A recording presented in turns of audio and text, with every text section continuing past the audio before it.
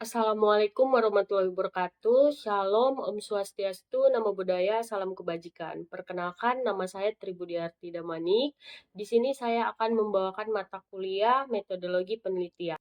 Adapun materi pertama yang akan saya bawakan yaitu peranan dan proses dasar penelitian pendidikan. Nah, jadi kali ini kita akan belajar sesuatu yang menjadi dasar penting sebelum belajar metode penelitian lebih jauh, yaitu kenapa sih penelitian pendidikan itu penting dan bagaimana prosesnya.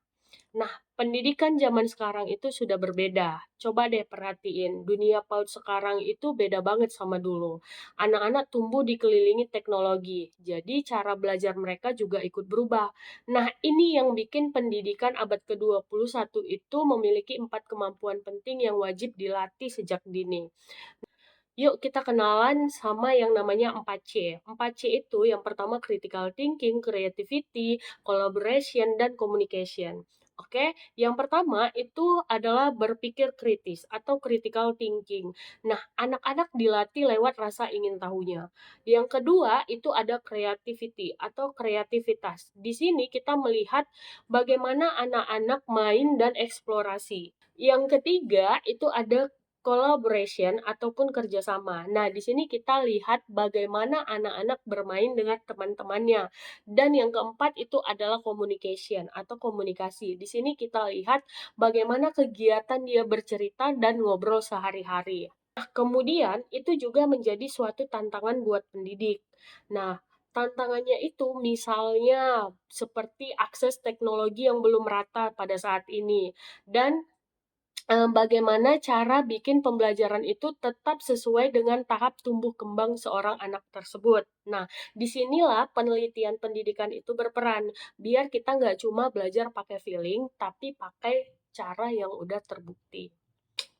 Terus, penelitian ilmiah itu apa sih? Gampangnya gini, penelitian ilmiah itu cara nyari jawaban atas suatu masalah, tapi dilakukan secara sistematis, objektif, dan bisa dibuktikan, bukan cuma nebak-nebak saja.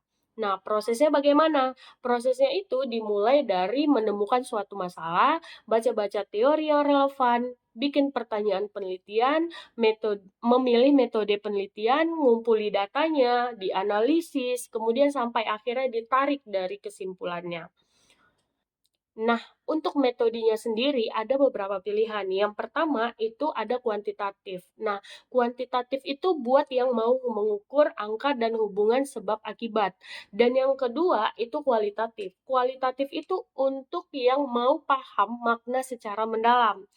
Ada juga yang namanya metode campuran. Nah, metode campuran ini adalah gabungan antara keduanya. Jadi, sebelum masuk ke metode penelitian yang lebih detail, penting banget buat kita paham dulu konteks pendidikan zaman sekarang dan dasar-dasar berpikir ilmiah. Semoga mahasiswa-mahasiswi di sini paham dengan apa yang saya sampaikan dan tetap semangat belajar dan sukses selalu. Terima kasih.